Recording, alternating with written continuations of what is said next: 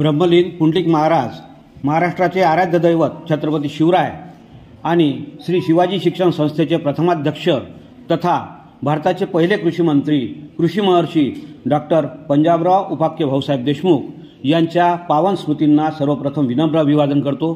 ज्या संत श्रेष्ठ माणसाची आज जयंती आपल्याला साजरी करायची आहे आणि त्यानिमित्ताने आज आपण एकत्र आलेलो आहोत। NSS कॅम्पमध्ये आपल्या विद्यापीठातर्फे हा कार्यक्रम राबविला जातो आणि आपल्या विद्यापीठाचे नाव संत गाडगेबाबा अमरावती विद्यापीठ असे आहे। तर या महामानवाच्या या संताच्या स्मृतींना सुद्धा अभिवादन करतो आणि जो मला विषय दिला आहे, ज्याप्रमाणे खराट्याचे बादशाह गाडगे महाराज आहेत त्याचप्रमाणे खंजेरीचे बादशाह म्हणून राष्ट्रसंत तुकडोजी महाराज सर्वज्ञात आहेत। या पत्रिकेनुसार जो मला विषय दिला आहे तो आहे ग्रामोन्नतीविषयी राष्ट्रसंत तुकडोजी महाराज यांचे विचार। मित्रहो, आज समकालीन दोन संतांच्या कार्याचा उजाळा या ठिकाणी घेण्याचा मी प्रयत्न करणार आहे।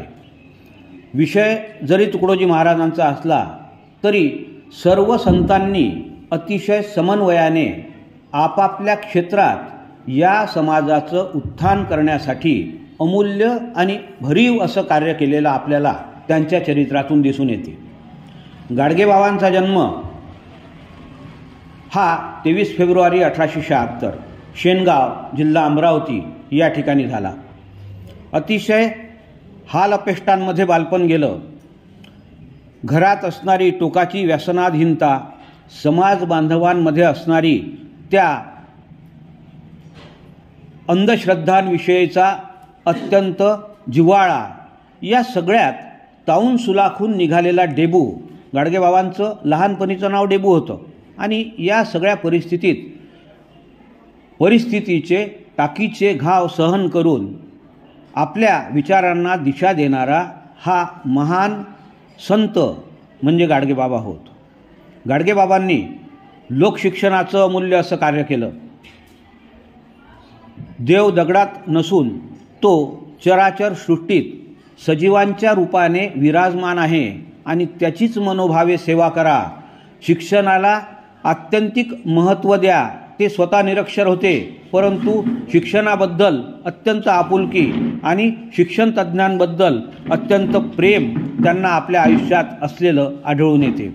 गाडगेबाबांनी संपूर्ण विदर्भात नव्हे तर संपूर्ण महाराष्ट्रात भरीव असं कार्य करून ठेवलं आहे। ते कष्टकऱ्यांसाठी, ते बहुजनांसाठी, ते तळागाळातल्या जे दीनदलित होते त्यांच्यासाठी, आणि त्यांच्या कार्याचा वसा हा केवळ महाराष्ट्रापुरता सीमित नाही, तर 1905 साली घरदार सोडल्यानंतर गाडगेबाबांनी भारत भ्रमण केलं। कारण ज्याला समाजाच्या व्यथा जाणून घ्यायच्या आहेत त्यांनी समाजाचं अवलोकन जवळून केलं पाहिजे या मताचे ते होते। त्यानंतर सर्व परिस्थितीचं अवलोकन केल्यानंतर बाबांनी त्यावर चिंतन केलं। यांच्या कष्टाचे, यांच्या दुःखाचे, यांच्या दारिद्र्याचे मूळ काय असेल तर ते अज्ञान आहे याविषयीची जाणीव त्यांना झाली।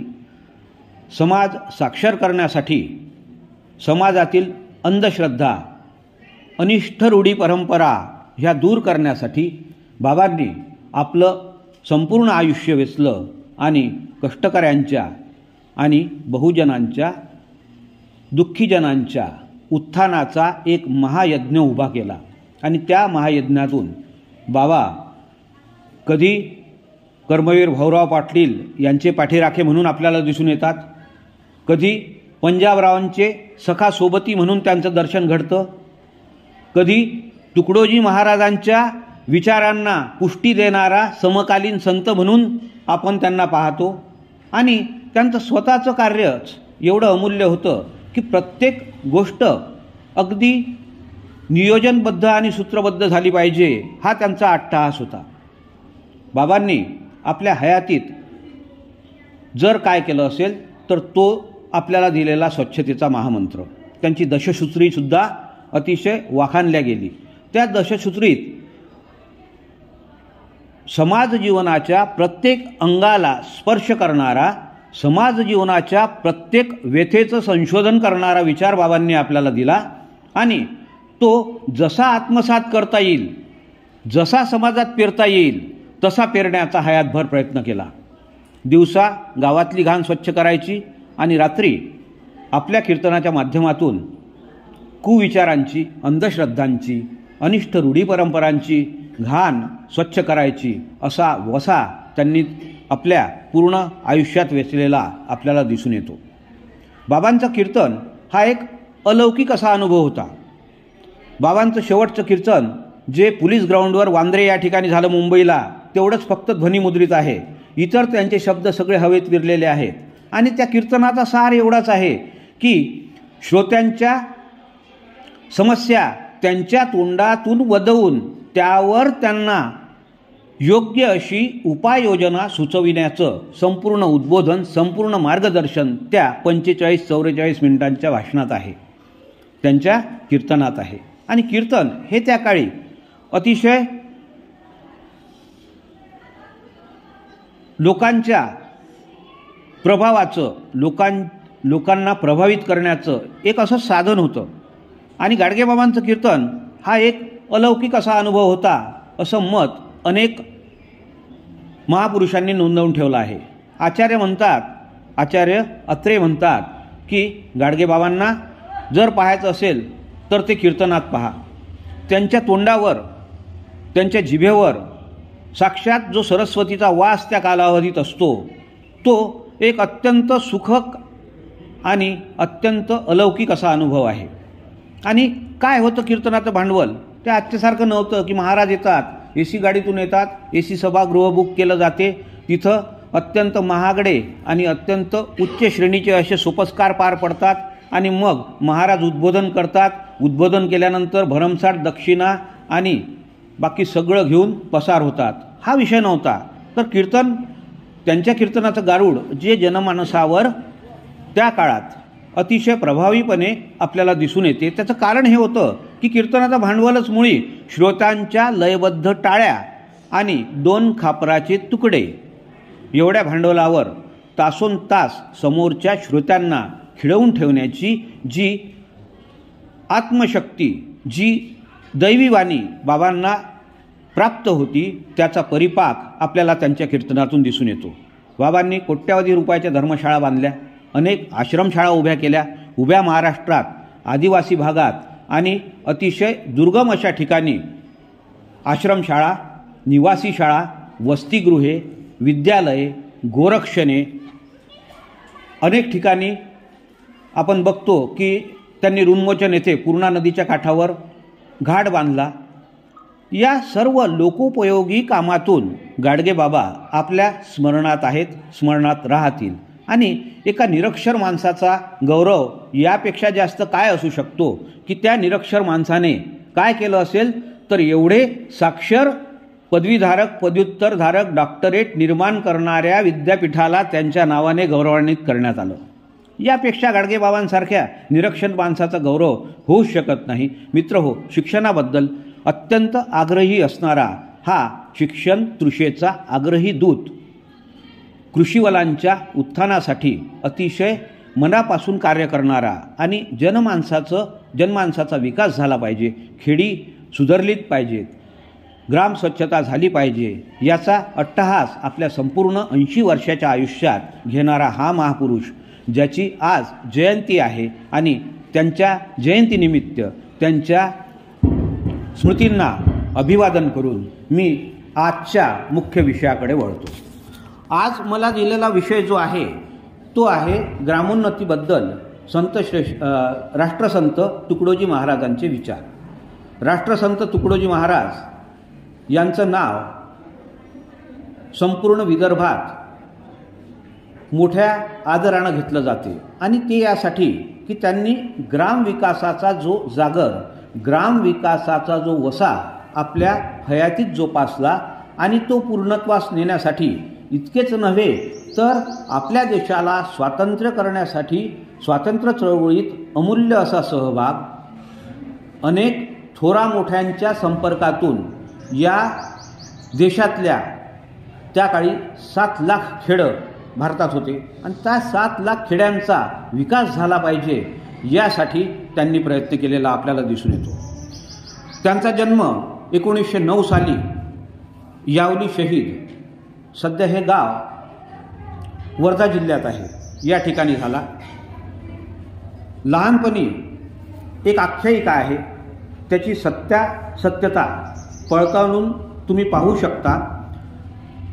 राष्ट्रसंतांचा जन्म झाल्यानंतर मोठ्या प्रमाणावर वादळ आलं, जोराचा वारा सुटला आणि त्या काळाचे समकालीन संत प्रज्ञाचक्षू गुलाबराव महाराज यांना असा भास झाला, यांना हे ज्ञात झालं की एका युगपुरुषाचा जन्म झालेला आहे.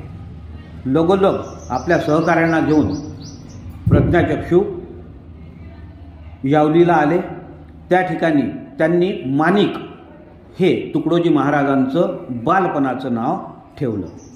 प्रज्ञाचक्षू गुलाबराव महाराज, संत गाडगेबाबा आणि राष्ट्रसंत तुकडोजी महाराज हे जवळजवळ समकालीन आणि एकाच ध्येयाने झपाटलेले की या तळागाळातल्या लोकांचं विकास कसा होईल, यांचं उत्थान कसं होईल, यांचं उन्नयन कसं होईल. आणि या प्रज्ञाचक्षूंबद्दल माधान, अमरावती जिल्हा हे त्यांचं कर्मक्षेत्र. वयाच्या 6व्या वर्षी प्रज्ञाचक्षू गुलाबराव महाराज यांना आंधळेपण आलं. ते आल्यानंतर आपल्या योगविद्येच्या जोरावर गुलाबराव महाराजांनी 140च्या वर ग्रंथ लिहिले आहेत. संपूर्ण मराठी साहित्याच्या प्रत्येक भागाला, प्रत्येक प्रकाराला स्पर्शणारा विचार आपल्या ग्रंथातून त्यांनी मांडला आहे.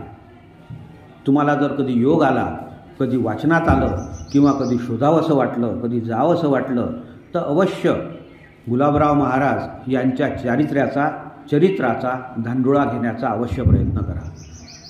गुलाबराव महाराजांबद्दल सांगण्याचं प्रयोजन एवढंच होतं की तुकडोजी महाराजांचा जन्म झाल्यानंतर सर्वप्रथम त्यांना स्पर्श करणारा, सर्वप्रथम त्यांच्यावर आशीर्वादाचा हात धरणारा हा महापुरुष होऊन गेला. राष्ट्रसंत त्यानंतर म्हणजेच आपले तुकडोजी महाराज त्यानंतर या वरखेड जिल्हा अमरावती या ठिकाणी गेले, मामाच्या गावी. तिथे आडकुजी महाराज यांना त्यांनी गुरु केलं. त्या काळी गुरु परंपरा ही सर्वमान्य होती. आज जसं आपण शाळा कॉलेजमध्ये जातो आणि शिकतो तसं शाळा कॉलेजात जाऊन किंवा शाळेत जाऊन तुकडोजी महाराज शिकले नाही. तर त्यांनी काय केलं असेल तर आडकोजी महाराजांना गुरु केलं. आणि आडकोजी महाराजांनी आता गुरु केलं याचा अर्थ गुरुत्व असतो जो शिष्याला अमूल्य असं जगण्याचं मार्गदर्शन करतो, त्याच्या जीवनाचं प्रयोजन त्याला समजावून सांगतो आणि त्याकरवी होणाऱ्या ज्या घटना आहेत भविष्यातील त्यांचं स्मरण आपल्या शिष्याला करून देणारा असा महान गुरु असतो. आणि गुरु शिष्य परंपरा ही आपल्या धर्मात पूर्वापार चालत आलेली आहे. आधी काही असे शाळा महाविद्यालय नव्हते आणि त्या काळी गुरुगृही राहून सर्व प्रकारचं ज्ञान, सगळ्या प्रकारच्या कला आणि सगळं जगण्यासाठी असणारं भान मिळवायचं, गुरुदक्षिणा द्यायची आणि आपला स्वतःचा वैयक्तिक विकास साधून आपलं चरित्र जगासमोर मांडायचं, असा एक तो प्रकार होता. आणि त्यामुळे आडकोजी महाराज यांना तुकडोजी महाराज यांनी गुरु केलं. गुरु केल्यानंतर आडकोजी महाराजांनी त्यांना तुकड्यादास हे नाव दिलं. तुकड्यादास हे नाव देण्यामागं सुद्धा एक कथा आहे की लहानपणी भिक्षा मागून, कारण त्या काळी भिक्षा मागण्याची एक सर्वमान्य प्रथा होती. म्हणजे स्वतःच्या ऐहिक सुखांना, स्वतःच्या भौतिक सुखांना अव्हेरून अतिशय कष्टात राहून आपले पूर्ण प्रयत्न करून संपूर्ण विद्या ग्रहण करावी, हा असा पायंडा त्या काळी गुरुगृही किंवा गुरूंजवळ किंवा गुरुस्थानी प्रचलित होता. आणि त्यासाठी तुकड्यादास हे नामकरण यासाठी झालं की तुकडोजी महाराज गावभर भिक्षा मागत, त्यांना जे तुकडे मिळत पोळीचे भाकरीचे, त्यामुळे त्यांचं नाव तुकड्यादास असं आडकोजी महाराजांनी म्हणजे त्यांच्या गुरूंनी ठेवलं. त्यानंतर तुकडोजी महाराज रामधरा किंवा त्याला रामदेधी म्हणतात, भांदोडा जिल्हा चंद्रपूर या ठिकाणी घनदाट वनात गेले. कशासाठी गेले तर एकांतात ईश्वराचा शोध घेण्याची अतिशय जिज्ञासा त्यांच्या मनात होती आणि या ईश्वराचं अस्तित्व काय आहे याविषयी मी कसं जाणून घेऊ शकतो यासाठी योगविद्येचा अभ्यास करण्यासाठी तुकडोजी महाराज त्या घनदाट जंगलात गेले. जिल्हा चंद्रपूर अतिशय घनदाट जंगल आहे आणि त्या जंगलात महाराजांनी योगविद्येचं प्रशिक्षण घेतलं. त्या परिसरातले लोक त्यांना देवबाबा म्हणून ओळखत. आणि या एकांतवासात जेव्हा त्यांनी योग साधना चिंतन मनन या सगळ्या गोष्टींचा अभ्यास केला, त्यावेळी त्यांना आढळून आलं किंवा त्यावेळी त्यांना जाणवलं की आपला देव हा असा एकांतातला नाही, आपला देव हा साधनेत सापडणारा नाही, तर आपला देव हा जनमानसात विराजमान आहे. जो गाडगेबाबांचा वसा होता, जो गाडगेबाबांचा विचार होता की देव चराचर सृष्टीत व्यापलेला आहे परंतु दगडात तो नाही. गाडगेबाबा म्हणायचं मंदिरात काय आहे, मंदिरात पुजाऱ्याचं पोट आहे. आणि आपण काय करतो तर गाडगेबाबांचं मंदिर बांधतो, मंदिरात त्यांची मूर्ती विराजमान करतो, त्यांना देव करून टाकतो. आणि एकदा या महापुरुषांचा, या संतांचा, या सुधारकांचा देव केला की त्यांचे जे तत्वचिंतक मूल्य आहेत त्यांना एक प्रकारे अवहेरण्याचं काम आपण करतो. या महापुरुषांचं, या समाजसुधारकांचं, या संतांचं स्मरण पुण्यतिथी, जयंती किंवा कुठल्याही निमित्ताने आपण जेव्हा करतो तेव्हा ते स्मरण करण्यापेक्षा त्यांचं अनुकरण करणं हे त्या विभूतींना जास्त अभिप्रेत होतं. आणि आपण त्याला न्याय देतो का हा वैयक्तिक स्तरावर प्रत्येकाने विचार करावा. NSS म्हणजे काय, राष्ट्रीय सेवा योजना. राष्ट्राची सेवा घडली पाहिजे. राष्ट्र म्हणजे आपल्या तळागाळातला माणूस. सगळ्यात पहिले प्रमुख जर असेल तर ज्याला गरज आहे त्याच्यापर्यंत सगळ्या सोयी सवलती पुरवल्या गेल्या पाहिजे, त्याच्यापर्यंत सगळ्या योजना त्याच्यासाठी राबवल्या गेल्या पाहिजे. हा विचार मूळ लोकशाहीला सुदृढ करणारा आहे आणि यासाठी राष्ट्रीय सेवा योजनेचं प्रयोजन आहे.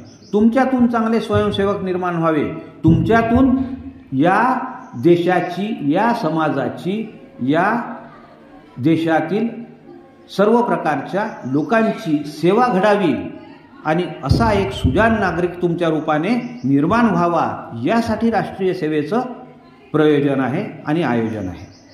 ही योजना राबवताना आपल्याला काय शिकायचं आहे तर अत्यंत नियोजनबद्ध कार्यक्रम, शिस्त, ज्ञानवर्धन, आपण किती ज्ञान घेतो आणि संस्कारक्षम मूल्ये किती आपण आपल्यावर संस्कार करून घेतो. कारण कुठलाही माणूस मोठा होईल तो त्याच्या काहीतरी त्यागातून होईल, त्याच्या काहीतरी कष्टातून होईल, त्याच्या प्रामाणिक प्रयत्नातून होईल. आयतं कधी कुणाला मिळत नाही आणि आयतं मिळण्याची अपेक्षाही कधी कुणी करू नये. कारण ते शाश्वत नसतं, चिरंतन नसतं, ते क्षणिक सुख देऊन जातं.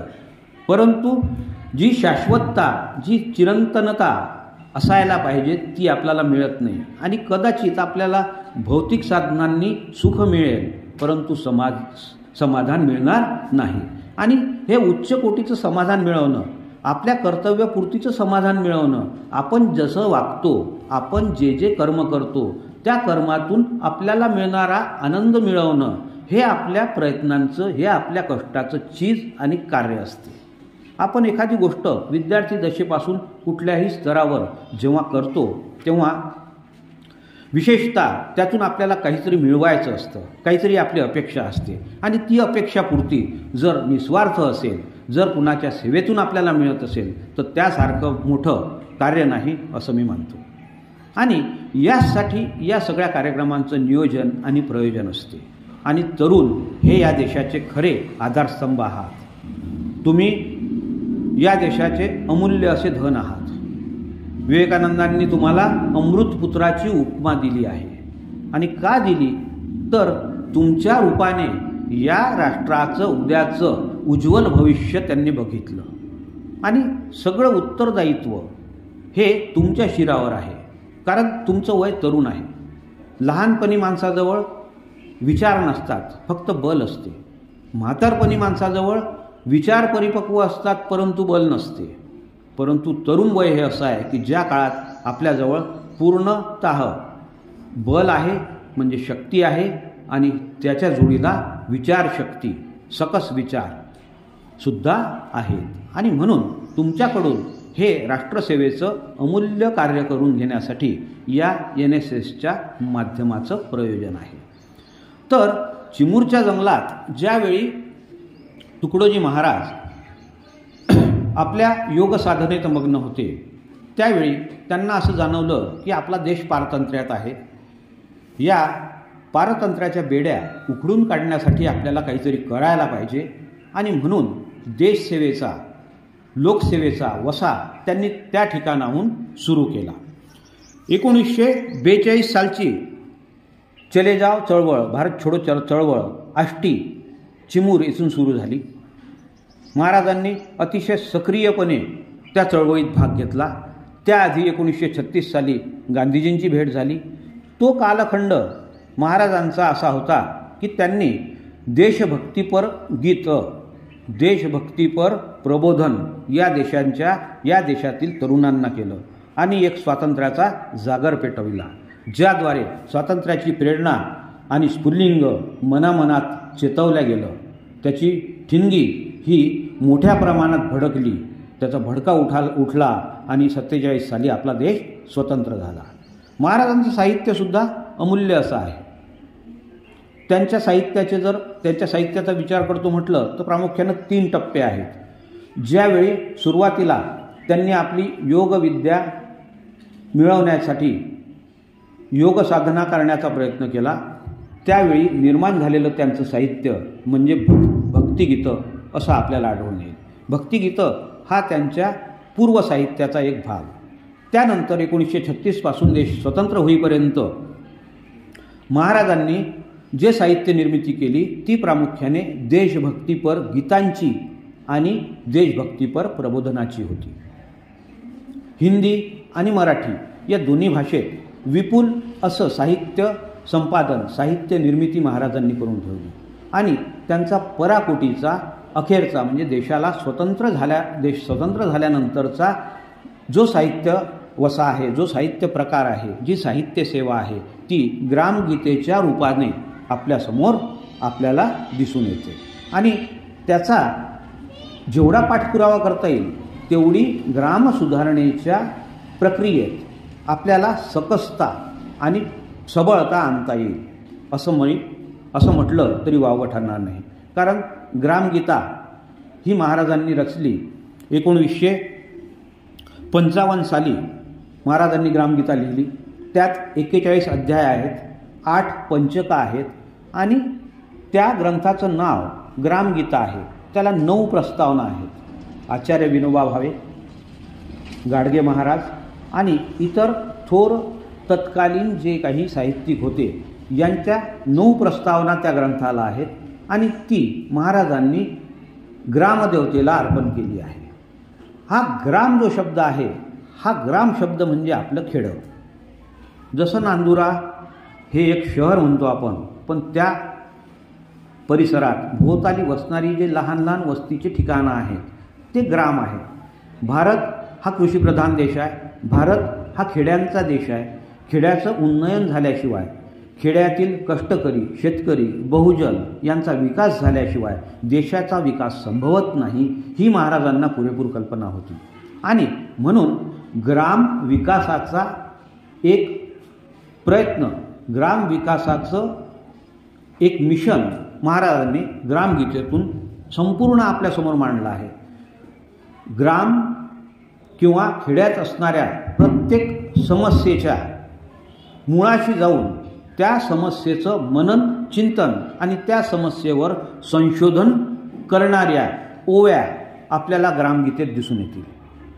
आपल्याजवळ मोबाईल आहे आपण त्यात ग्रामगीतेचं विवेचन टाकलं तर अनेक साहित्यिकांनी, अनेक महापुरुषांनी त्यावर केलेलं विवेचन, त्याचं स्पष्टीकरण आपल्याला आढळून येईल. परंतु हे आपण वाचावयाचे कष्ट घेतले पाहिजे, कारण आपल्याला अशा थोर संतांच्या विचारातून, अशा महान सुधारकांच्या विचारातूनच आपला व्यक्तिमत्व विकास, आपली संपूर्ण ज्ञानाची बैठक, आपलं नररत्न आपल्याला शोधावयाचं आहे. आणि यासाठी तुकडोजी महाराजांचा विचार आज आत्मसात करणे गरजेचे आहे. समकालीन संत असताना सुद्धा प्रत्येकाने सामान्य माणसाच्या विकासाचाच अट्टहास आणि प्रयत्न केलेला आपल्याला दिसून येतो. प्रत्येकाचा मार्ग वेगळा असेल, परंतु त्याचं जे फलित आहे, हे फलित आपल्याला शेवटी जे आढळून येते ते हेच येते की सामान्य माणसाचा उत्कर्ष कसा होईल, या देशाची परिस्थिती कशी सुधारेल, या देशाचा विकास कसा होईल, या देशात असणाऱ्या, या समाजात असणाऱ्या अनिष्ट रूढी परंपरा कशा दूर होतील, या समाजातील, या सामान्य माणसातील असणारा देवसर भोळेपणा, अंधश्रद्धा याचं निर्मूलन कसं केलं जाईल आणि सश्रद्ध असे नागरिक कसे उदयास येतील, याविषयी प्रयत्न केलेला समकालीन सर्व संतांनी आपल्याला केलेला दिसून येतो. त्यानंतर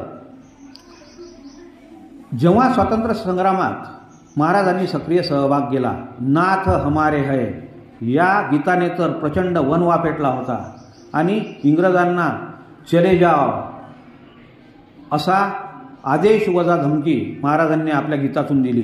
त्यासाठी रायपूर आणि नागपूर येथील तुरुंगात त्यांना कारावाससुद्धा 4-1 महिने सोसावा लागला. तेथून आल्यानंतर भारत स्वतंत्र झाला. भारत स्वतंत्र झाल्यानंतर तत्कालीन भारताचे पहिले राष्ट्रपती डॉक्टर राजेंद्र प्रसाद यांच्या राष्ट्रपती भवनात महाराजांच्या कीर्तनाचं, महाराजांच्या विचारांचं एक समारंभ झाला. त्या समारंभात डॉक्टर राजेंद्र प्रसादांनी तुकडोजी महाराजांना राष्ट्रसंत ही उपाधी दिली. राष्ट्राचा संत, राष्ट्राचं मार्गदर्शन करणारा संत, राष्ट्रातील प्रत्येकाची काळजी वाहणारा संत, अशा महान उपाध्यांनी त्यांना गौरवान्वित करण्यात आलं. आणि हे झाल्यानंतर मग जेव्हा महाराज विदर्भात परत आले त्यावेळी विनोबा भावे यांची भूदान चळवळ सुरू झाली होती. कारण राजे महाराजे आणि इतर जे बडे प्रस्थ होते यांच्याकडे असणाऱ्या लाखो एकर जमीन, ज्या संपत्तीचं, ज्यात संपूर्ण समाजाच्या संपत्तीचं केंद्रीकरण झालं होतं, त्याचं विकेंद्रीकरण करण्यासाठी भूदान चळवळीचा प्रारंभ विनोबा भावे यांनी केला. विनोबा भावे यांच्या त्या चळवळीत देखील राष्ट्रसंत तुकडोजी महाराजांनी यथायोग्य अशी मदत केली. राष्ट्रसंतांनी एकट्या वर्धा जिल्ह्यात 11 दिवसात 11,000 एकर जमीन विनोबा भावे यांना मिळवून दिली.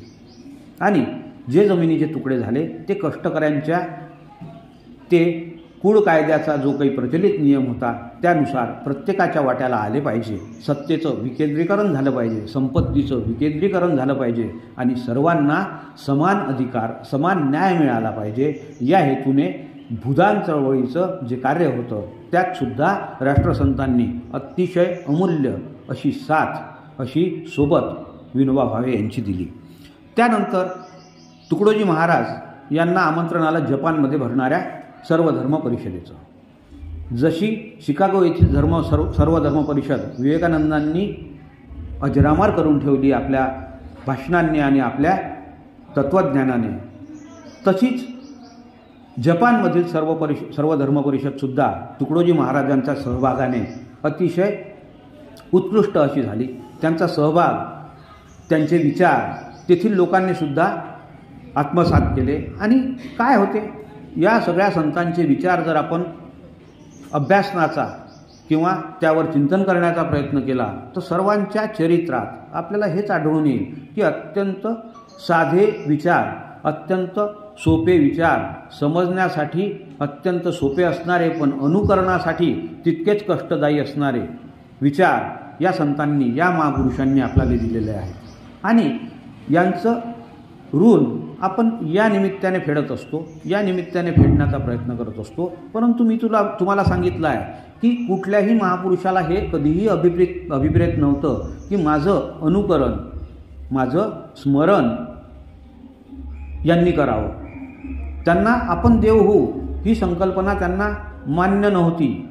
परंतु आपल्या विचारांनी प्रेरित होऊन या देशाचं, या समाजाचं कल्याण झालं पाहिजे यासाठी या सर्व महापुरुषांनी आपल्या जगण्यावर अत्यंत उच्च कोटीचे असे संस्कार आणि आपल्यावर अतिशय त्यांचं ऋण आहे, अतिशय भरीव कार्य त्यांनी आपल्या समाजासाठी केलं आहे. ग्रामोन्नती आणि ग्रामकल्याण हाच तुकडोजी महाराजांच्या कार्याचा केंद्रबिंदू आपल्याला दिसून येतो. ग्रामगीता ज्यावेळी त्यांनी लिहिण्यास घेतली त्यावेळी सर्वप्रथम त्यांनी ग्रामगीतेचं प्रयोजन सांगितलं की ईश्वर व्यापिले विश्व, ईश्वर व्यापिले विश्व म्हणून जगची आम्हा देव, विश्वाचा मूळ घटक गाव, विश्वाचा मूळ घटक गाव, ग्रामगीता त्याचेच साठी. म्हणजे ग्रामगीतेचं प्रयोजन कोणासाठी आहे? ग्रामगीता रचली कोणासाठी आहे? तर गावासाठी. कारण गाव हा या देशाचा एक अतिशय महत्त्वाचा घटक आहे असं तुकडोजी महाराजांचं म्हणणं होतं. आणि ग्रामगीता लिहिताना त्यांच्यासमोर जे गीतेचं प्रयोजन आहे तंतोतंत तेच होतं. गीतेत काय झालं की अर्जुन आपलेच सगळे सोयरे, आपले बांधव, आपले गुरु यांना समोर पाहून गलित गात्र झाला. त्याच्यामुळे त्याच्याने धनुष्य पेलवेना आणि ते धनुष्य पेलण्याची जबाबदारी त्याच्यावर आहे याविषयीची जागरूकता कृष्णाने त्याला करवून दिली. कृष्णाने त्यात असणाऱ्या क्षमतांना प्रफुल्लित केलं, स्फुल्लिंगित केलं आणि त्याकरवी गीता रचली, त्यासाठी गीता रचली. महाराजांसमोर सुद्धा, तुकडोजी महाराजांसमोर सुद्धा एक अर्जुन नव्हता तर 7 लाख खेडी होती. आणि या 7 लाख खेड्यांचं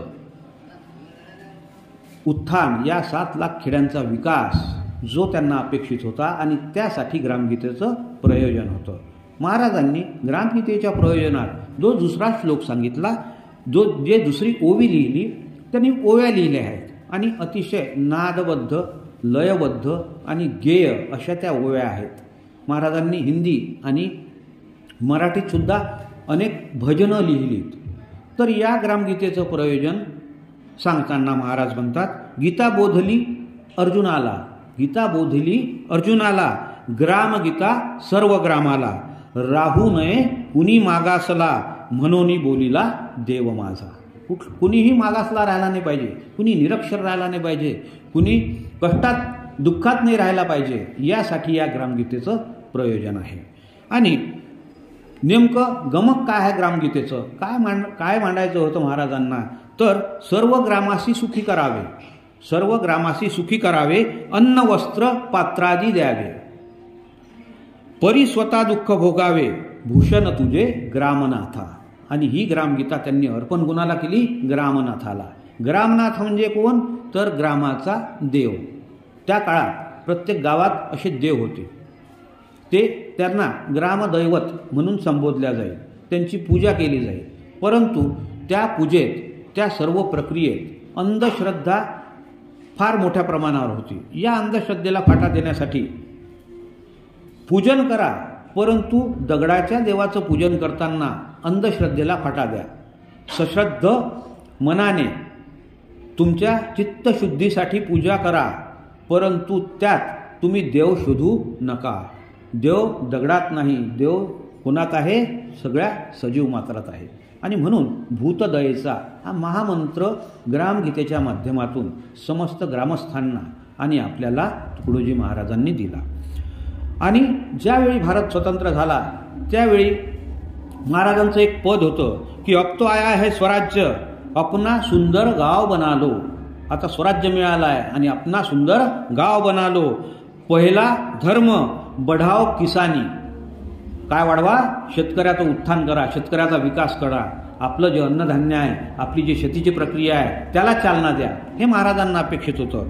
पहिला धर्म बढाव किसानी, सुधारो अपनी जिंदगानी. आपलं जीवनमान उंचवा, जो आपला मूळ व्यवसाय आहे. कारण आपण कृषीप्रधान आहोत आणि कृषीच्या माध्यमातून आपली उन्नती, आपला विकास झाला पाहिजे, आपलं राष्ट्र पुढे गेलं पाहिजे, हे ग्रामगीतेत तुकडोजी महाराजांना अभिप्रेत होतं. आणि श्रमाला प्रतिष्ठा देणे, जो श्रमिक आहे त्याच्या श्रमाचा आदर करणे आणि कुठल्याही प्रामाणिक प्रयत्नांची वाहवा करणे, हे सुद्धा प्रत्येक महापुरुषाचं, सुधारकांचं मत असल्याचं आपल्याला दिसून येतो. त्याचप्रमाणे तुकडोजी महाराजांनी सुद्धा ग्रामगीतेत एक ओवी लिहिली आहे की ते ग्रामस्थाला काय म्हणतात की जे कष्टकरी आहेत, तुझ्या श्रमास प्रतिष्ठा मिळो, तुझ्या श्रमाला प्रतिष्ठा मिळाली पाहिजे, त्याचं गुणगान झालं पाहिजे, त्याचं मूल्य झालं पाहिजे. तुझ्या श्रमास प्रतिष्ठा मिळो, सकळांचे लक्ष तुझकडे वळो, मानवतेचे तेज झळझळो, विश्वा माझी या योगे. या विश्वात तुझ्या श्रमांना प्रतिष्ठा मिळणं हे अत्यंत महत्त्वाचं कार्य आहे आणि त्यासाठी मी ही ग्रामगीता तुझ्या हाती देतो आहे, त्यासाठी हा विचार मी तुला देतो आहे. आणि समस्त ग्रामस्थांना त्यांनी सांगितलं होतं की ग्रामविकास करण्याचं सूत्र काय आहे, त्याचा मंत्र काय आहे, ती कशा प्रकारे केली जाऊ शकते आणि कुठल्या कुठल्या सुधारणा ग्राम विकासाच्या अनुषंगाने अपेक्षित आहे, हे सुद्धा ग्रामगीतेत संपूर्ण ओव्याच्या माध्यमातून विवेचन तुकडोजी महाराजांनी केलेलं आहे. आणि ग्रामगीता ग्रामनाथाला अर्पण करताना महाराज एक ओवी लिहितात, म्हणून करीतो तुझं अर्पण, तू विश्वाचे अधिष्ठान. अधिष्ठान म्हणजे आधार, अधिष्ठान म्हणजे ज्या ठिकाणी आपली श्रद्धा आहे त्या ठिकाणी आपल्याला जो मानसिक शारीरिक आधार मिळतो त्या आधाराला अधिष्ठान असं म्हणतात. आणि काय म्हणतात, म्हणून करीतो तुझं अर्पण, तू विश्वाचे अधिष्ठान, तुझेच व्हावे आधी उत्थान. सगळ्यात पहिले कोणाचं उत्थान झालं पाहिजे, कोणाचा विकास झाला पाहिजे, तर ग्रामीण लोकांचा, ग्रामीण कष्टकऱ्यांचा, शेतकऱ्यांचा, बहुजनांचा हा विकास आधी महाराजांना अपेक्षित होता. कुठल्याही प्रकारे सर्व समान न्याय आणि हक्क त्यांच्यापर्यंत पोहोचावे ही तुकडोजी महाराजांची अपेक्षा होती. आणि म्हणून महाराजांनी ग्रामविकासाला अत्यंत महत्त्व दिलं आहे आणि ग्राम विकासाची संपूर्ण संहिता त्यांनी आपल्या ग्रामगीतेत मांडली आहे.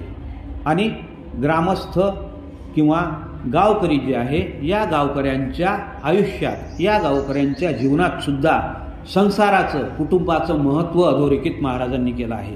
आणि हे अधोरेखित करताना महाराज एक ओवी लिहितात की म्हणून रथाची दोन्ही चाके, म्हणजे पुरुष आणि स्त्री यांची समानता सुद्धा तुकडोजी महाराजांना अपेक्षित होती. आणि काय लिहितात, म्हणून रथाची दोन्ही चाके मजबूत करावी कातोनी सारथे. दोन्ही कातून सारखी करा, त्यांना समान अधिकार द्या.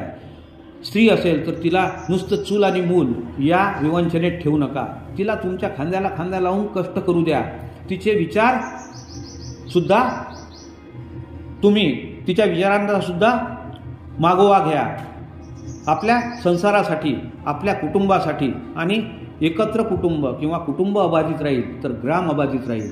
ग्राम विकास होईल तर खेडे स्वयंपूर्ण होतील. खेडे स्वयंपूर्ण झाले तर या देशातील नागरी संस्कृतीची भरभराट होईल. आणि नागरी संस्कृती जर भरभराट झाली तर महानगरांचा विकास होईल. महानगराचा विकास हा राष्ट्राचा अंतिम विकास असतो. आणि या अंतिम राष्ट्राचा विकास असण्याचं, विकास होण्याचं मूळ सूत्र, मूळ पाया जर कोणता असेल तर तो ग्रामविकास आहे, हे महाराजांना अपेक्षित होतं.